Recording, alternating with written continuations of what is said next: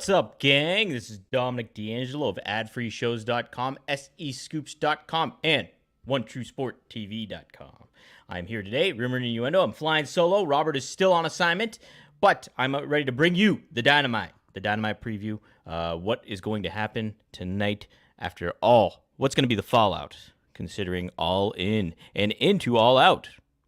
Only a 2-week span in between two. And AEW, to their credit, really did a good job of setting some matches up right off the bat. They already announced Will Ospreay taking on Pac. Should be a great one. Very, very cool match for both those guys. Really going to be a lot of fun, I think. That bout is going to be quite the battle. Kind of pretty excited for that one. Yeah, international title. You know, say what you will. I'm all for AEW consolidation coming in 2025, where they just merge all the belts together. But we'll see what they decide to do with all these titles and how do they make them significant and make them mean a lot. But tonight's Dynamite should mean a lot for AEW, what we got. But before we do that, let's say hi to some of the folks in the house. We got Wrestling Old Head. Good afternoon, R&I. I know we spent some time on it yesterday, but was thinking about it as a kid, how I thought Sid looked just like Nuclear Man from Superman 4, and how scary that was as a kid to see. I've never seen Superman 4. Or if I did, I was very young, and it didn't stand out to me because all I remember are like the original Christopher Reeve Superman and like Superman 2. Was that the same one too where it was going up against Zod or whoever and the three people? I love that Christopher Reeves, by the way. What a great Superman. He's so perfect in regards to how he handled Clark Kent, that persona, and making him different. I really liked it a lot. And Gene Hackman, too. Awesome stuff. Marlon Brando, let's not forget him, too. Okay, Dre Owens, the Dynamite preview, highlight of the hump day. Insert Blue Chew ad. Yes, very much so. Promo code RUMOR. You get $5 off. Get your first thing free. $5 off. Only pay for shipping. The Bryan Danielson era of AEW starts tonight. Yeah, Devin, it certainly looks that way. Exciting stuff going on. They made the right move putting the title on Danielson. It's been a long time coming. I think a lot of ardent fans who appreciate the work that Danielson did, not just in WWE, but even in ROH and the days before that, have been clamoring for this to happen. This is long overdue, him winning this championship. And hopefully everything goes copacetic when it comes to that. So, cool. But let's get to previewing everything. Yes, I have the stash today. Face Dom with a better stash than heel Dom. Live better, check out. Oh, man. A lot of Doms in Liv's life then, that would be, huh? All right. But let's see what we got on tap here. Should be a very good show. So, the matches on tap, we got Hangman, Adam Page versus Tomohiro Ishii. I used that as the main graphic today. Should be a good one. Pretty cool. I think this is obviously Hangman should get the win here. Beat the Stone Pitbull, but kind of persevere and power through it. And just, I would further his aggression towards Swerve. But like I said, I don't think, I think that they really need to lean into Swerve being a heel moving forward. The stuff he did to Danielson seems at the moment pretty apprehensible. Or, you can't come back from that at some point. I mean, obviously it's wrestling, so you can. But, that's still fresh in the minds of him, like, dragging Danielson's body over to his kids and, like, really leaning into that. So it's pretty heelish stuff. I don't think you can necessarily just be back on Wednesday and be like, all right, it was just the competitive spirit kicking in. I just wanted to get in your dad's head and try to beat him, which, yeah, I get it, but that's also very heelish to do. That's past the point of no return, so to speak. So Hangman kind of has more of a case when it comes to Swerve. And I think the fans still kind of like Hangman and him kind of almost regulating that whole thing when it came to interfering in that match. Kind of gave him a little bit of babyface rub, right? So, okay, let's see. But Devin has a different perspective here. Hangman's definitely a heel with the intensity he's brought lately. Matching Hangman versus the Conglomeration is a good first heel mini feud for him, in my opinion. Yeah, I'm more so Swerve just doubling down as a heel and moving forward with that. You can still have Hangman bring that intensity and bring that fire. Make Swerve do some pretty heinous stuff. Have him turn on Nana. Have him beat up Nana. Have him blame everything on that, just on everything. And then he's just completely like this loose cannon, and you almost you do another double turn. I would like that, I think. Wrestling Old Ed says, I'm good with Paige and Swerve being the tweener as long as it's only them. Yeah, but at some point, though, you need to kind of, you're going to have to designate the two, I think, once they're past their feud. If that's the case, yeah, you can got to make it blur the lines and then maybe further give them a trajectory after they're done feuding with one another. Maybe I could see that. Let's see. Devin also says, I see what you're saying, Dom. Truly think Swerve's a better heel than a face, so he could lean into it. Yeah, he could. He really could. You could make him do some bad stuff that would get the crowd to turn against him, and that would be turning on Nana would be a good start, I think. But we'll see what happens tonight. He's part of the card, so let's continue going over it here. We have the debut of Ricochet versus Kyle Fletcher. Man, what a start for him. Should be I think Ricochet really shined in that match, even though he did not win. But he wasn't going to win. Like, it was just a good way to debut him. And it'll be interesting to see what they kind of do to bring out personality with him. We were seeing a little bit of that before he left WWE. But, where will he fit into this ecoscape as a persona and identity on there? Obviously, he's got so many ties to a lot of the guys in the locker room, from Will Ospreay to, you name it, even Swerve and everything like that. So it's like, how are you going to maximize his potential and make him feel like big time? He certainly can do it in the ring, but what is he going to convey as a personality that has connected us with guys like MJF, with guys like Will Ospreay, and Danielson, obviously. And the list can go on there. Will they give him that opportunity? Will he just be another athletic dude, or will Tony Khan make a point to make sure Ricochet is highly highlighted on his television product and positioned in the right way? Does he need a manager? If Swerve turned on Nana, Ricochet and Nana together, now that wouldn't be too bad, huh? I don't know, just spitballing right here, just spitballing. Then we have an all-star 8-man tag. Wow, we got a lot of multi-man tags these past few weeks here, huh? Or this past week, considering the 0 hour and what they did. Well, we have another one here. It's Hook, it's Orange Cassidy, it's Mark Briscoe, and it's Kyle O'Reilly going up against Chris Jericho, Big Bill, Brian Keith, and Roderick Strong. If Robert was here, he'd be all about this match and the addition of Roderick Strong into that fold. And plus, don't we kind of want to see this thing move on with Hook and Jericho? Isn't this kind of over with, I would think? We're seeing a continuation of this.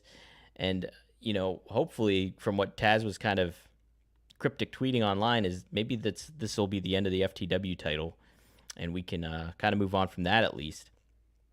But where does this all come into play, huh? Like, what more do we need from this? I think we want something different for both people. A lot of people are very polarized or against what Jericho's been doing, and I'm not a big of a fan of this learning tree stuff at all, but I think there's something you can kind of do with him. But I do think going away for a little bit would help overall. As far as Hook is concerned, yeah, we just want to see more from Hook. Hook has been, treading water for years now. He's been in this position as this, like, lone-hearted, handsome devil, devil eye, whatever it is. Cool name, cool little nickname, but you want to see him kind of continue his path, and the FTW title is not going to do that for him. I think Taz knows that too. But yeah, I think that'll be a match there. I like Big Bill. I like Jericho too. I do like Jericho. I think, but I certainly don't see the value in him doing this condescending kind of over the top thing. He's done much better work. This is probably when he does his Renaissance stuff and he changes and reinvents and stuff. This is probably not his. This is probably the least one. That's really packed a punch. Overall, he's bats pretty good when he reinvents himself. So we'll see what happens moving forward. Hey, speaking of another return, we got Jamie Hayter going up against Harley Cameron. And on the graphic is Saraya in her corner. So what is going to be the plan here? I mean, obviously, Hayter's going to win. You want her to win. She is obviously she was on such a huge trajectory before she got hurt. Lots great stuff to get and know that she was going to be a big star. So it's good to see her back in the mix with some fresh faces like Mercedes Moné and Toni Storm's reinvented and Mariah May and oh my gosh, I'm just thinking of who the other one is Camille. So it's like you got her in the mix with some fresh faces, and this is kind of going to be beneficial for her. So, and plus you've seen the rise of other stars too, like Willow Nightingale and everything like that. So, the women's division is shaping up in AEW. Plus, you have Thunder Rosa, who I'm a huge fan of, and you can really make the most out of her still too, and get her back into the mix. There's a lot you can do, and you don't need Britt Baker anymore, and I've said that a couple times. I think she's hurt her brand, and she hasn't helped herself when it comes to doing that, from how it seems, I know there's two sides to every story, but I mean, when it comes to that stuff, you have to be able to play ball a little bit too, and it doesn't sound like she's been doing that too well.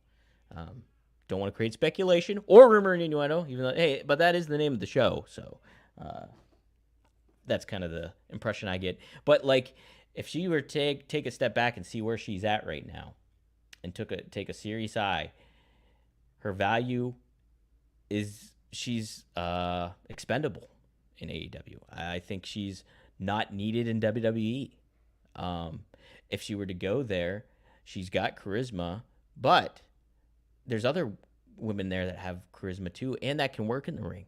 So has she added to her value at all? No. People have been critical of the all-in match here, and went like 17 minutes, I believe. And, it wasn't well received. And, they positioned Mercedes Moné like a star in that entrance that she did with the corgis and stuff, and it was fun. But,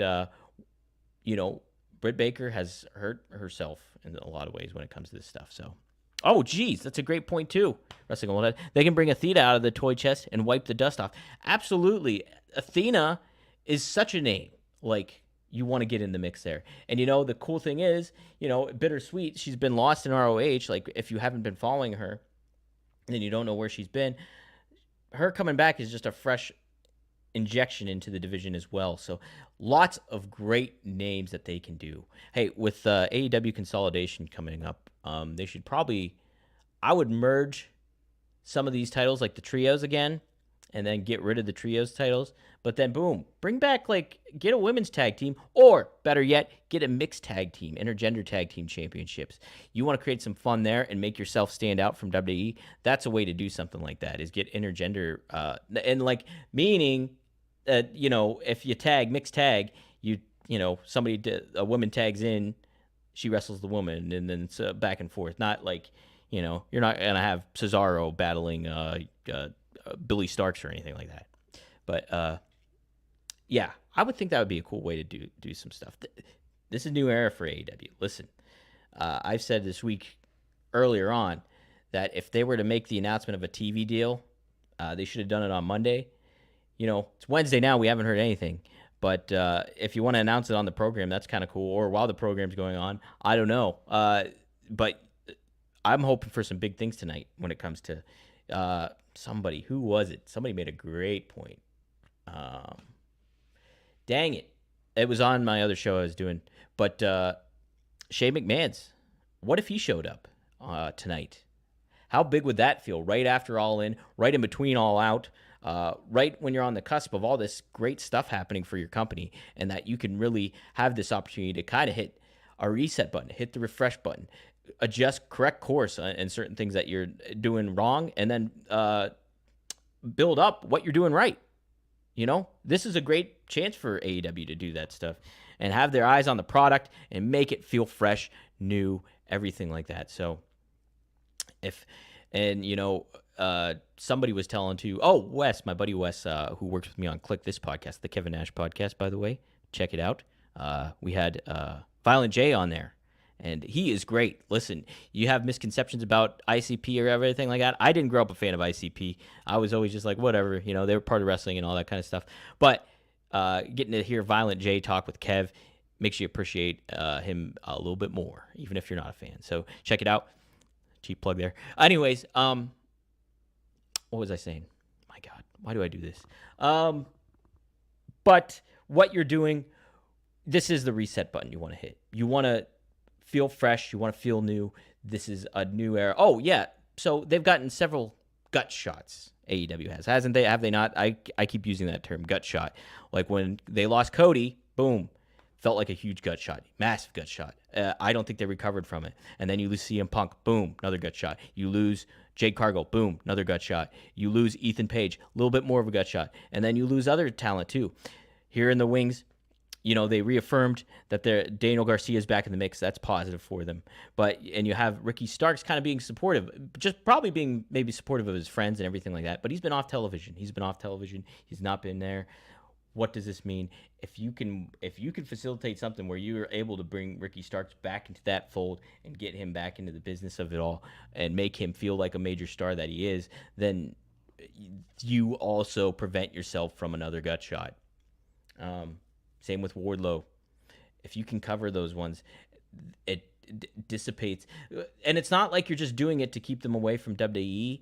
These are your homegrown, quote unquote, homegrown talents when it comes to these two. So if you're able to retain them, keep them in the mix, and build them up to where they're supposed to be, this is a whole reset button. New TV deal. You have these opportunities to maybe change the brands of your shows. If you want to change Rampage to an ROH kind of thing, do different things. I would really encourage AEW to do that, embrace that, and maybe that's what they're going to do. We'll have to see, but this is a time to kind of clean out the closet, so to speak, and get rid of the stuff you don't need. Do some spring cleaning in the fall. How's that sound? Or early summer, I guess, more so. Or late summer, sorry. Really messed that up. Let's see what else we got on the card here. Yeah, of course, we're going to talk. Bryan Danielson will address what's coming to next after winning the AEW World Championship this past weekend. Yeah, maybe what we're going to see is like Danielson teasing like he's going to retire the title and then he's going to be done. Don't know if that would be the route to take, though, because, I mean, he did kind of set it up if you caught the media scrum, he did kind of set things up like that. But I don't know if that would be the right thing to do, because then you're giving him incentive that in the back of mind, he always just wants to retire, even though he has the title. So does it mean that much to him? Like, I don't know if you want to create that kind of look and feel. So maybe you just see he's remotivated and back into the mix and loves his kids, but knows that his time in wrestling is limited and that he wants to make this big run memorable. And then you have Christian Cage come out and talk about Birdie and Buddy and Bree, and man, get some stuff cooking there. I'm excited for that feud. I am, even if it's like a short 2-week thing. Good call. It's a great call. And I remember when Cage Christian won the match on Sunday there. It's like, what are they doing? He just had a match. Listen, I wasn't able to see through the weeds that, hey, this is an indication that Danielson's going to win, and that it's going to be a darn good feud. So I'm very excited. Listen, I like athleticism. I like all that stuff, but I'm all about storytelling, and this will tell a great story. So very excited for that. Before we carry on, I'll address a couple comments here. Wrestling Old Head. AEW desperately needs to start building homegrown talent for their image and future. Absolutely. And I think they're doing that. You're looking at Swerve. They signed him to a long-term deal. You're looking at Daniel Garcia coming back. You're looking at Mariah May, Jamie Hayter. I think they're taking the right steps. They just need to cross their T's and dot their I's a lot, which has been an ongoing thing with them. So, yes, I agree, Devin. Christian Cage and Danielson is going to be money. It is going to be money. Okay. Jair says, I am still not happy Darby Allin got jobbed out to Jack Perry. I ain't watching Dynamite tonight. Well, I can understand that if you're an avid fan of Darby. I don't think it harms him. I don't think it does. Yeah, granted, I think he kind of got his ass whooped at All In, but I don't think that's necessarily a bad thing. You want to establish Perry as having a little bit of credibility when it comes to what he can handle himself, because he's been positioned in such like a weaselly light so much, chicken S heel, if you will, and you maybe want to establish that, hey, he's still capable of handling his own. So Darby's pretty Teflon. I think you can bring him back and not have a whole lot of issues. I think it's okay how they handled it. I'm a huge fan of Darby, so I don't, and from that perspective, I understand that, oh man, you'd maybe like to see him get a little bit more offense, or Jungle Boy cheated to win, or something to that effect. I could understand that, but I don't think it hurts him. I think they stood tall with Sting at the end, which is great.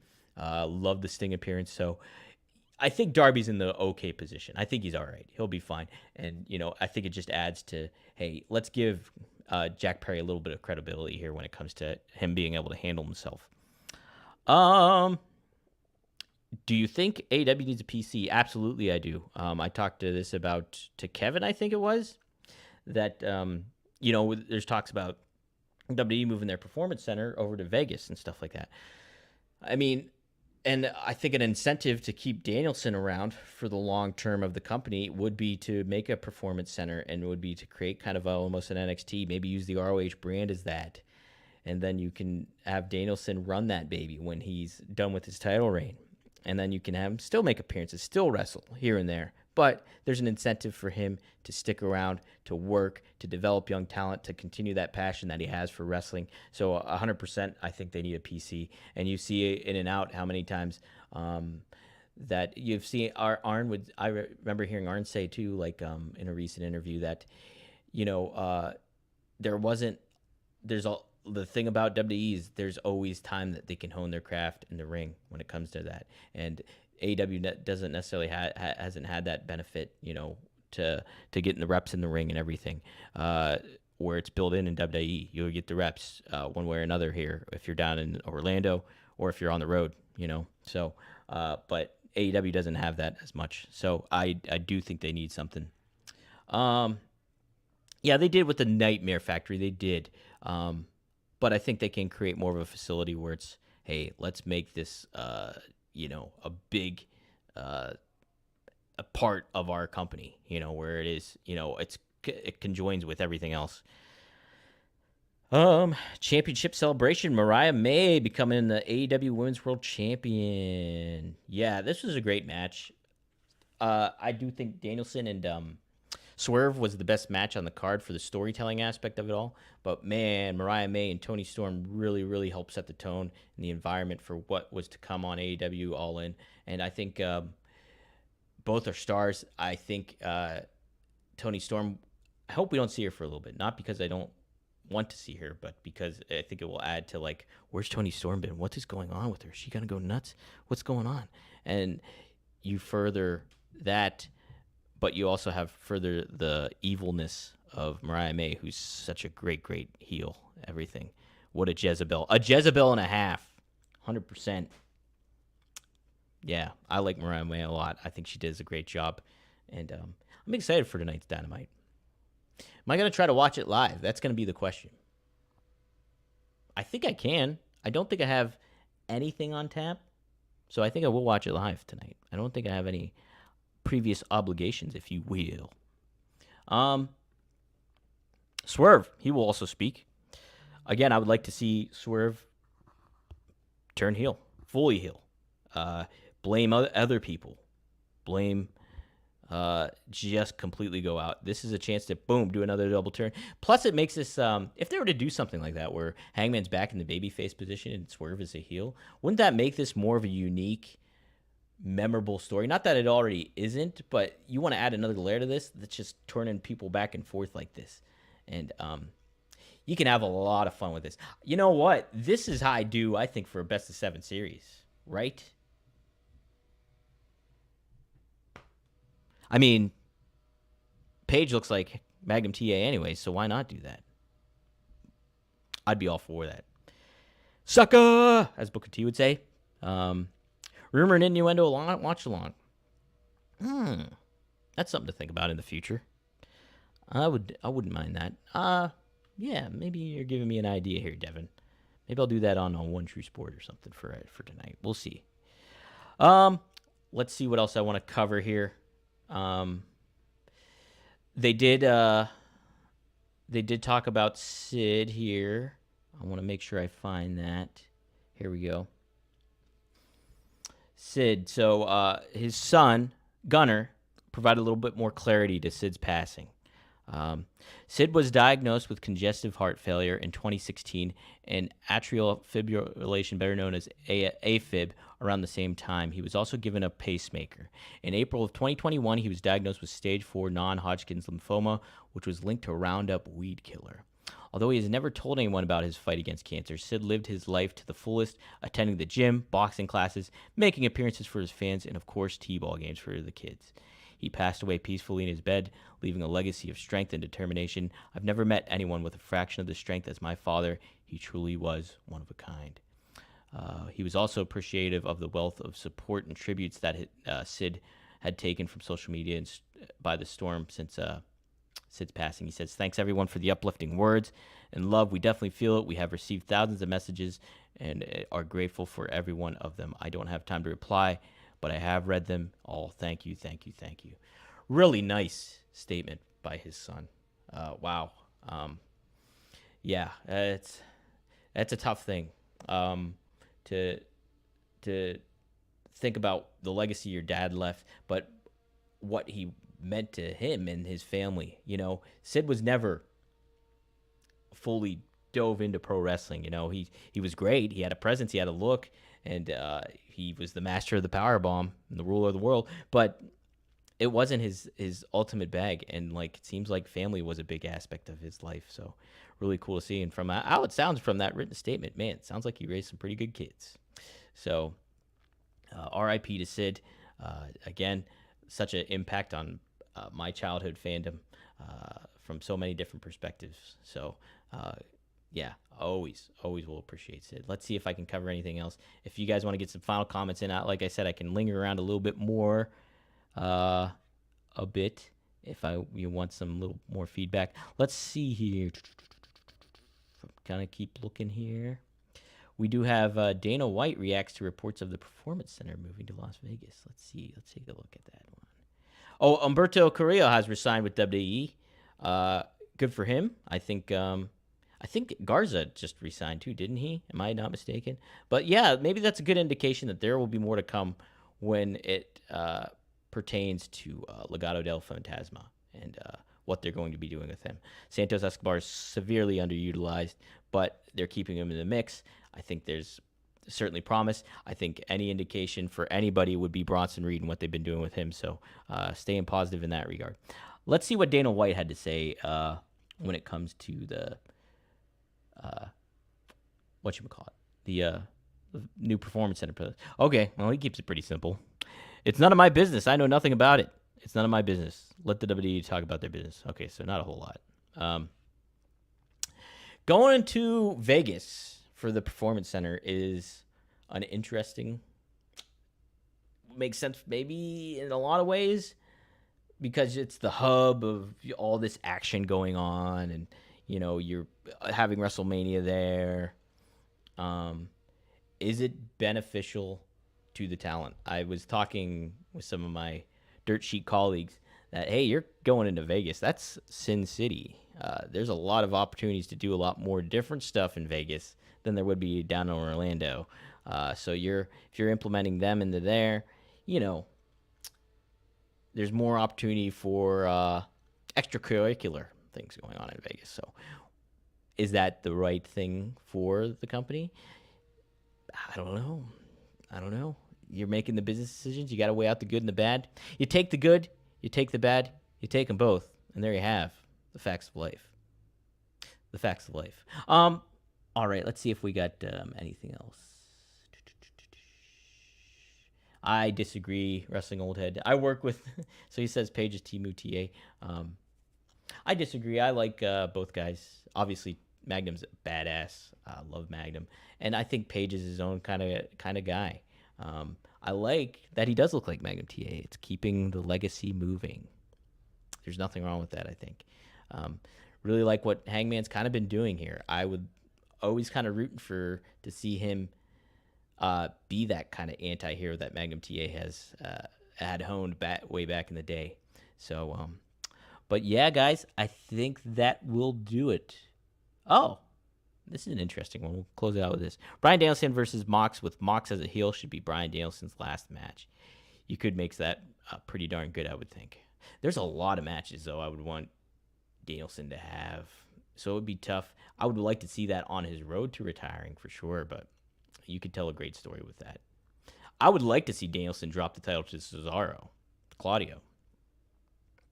Because automatically then you put Claudio in the right light finally, where he's a top star, and people want to see him like that.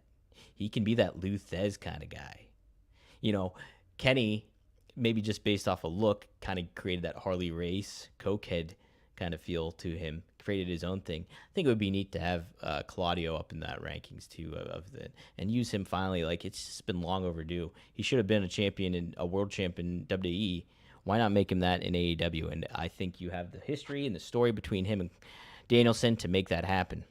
I'm all for Claudio unseating Danielson.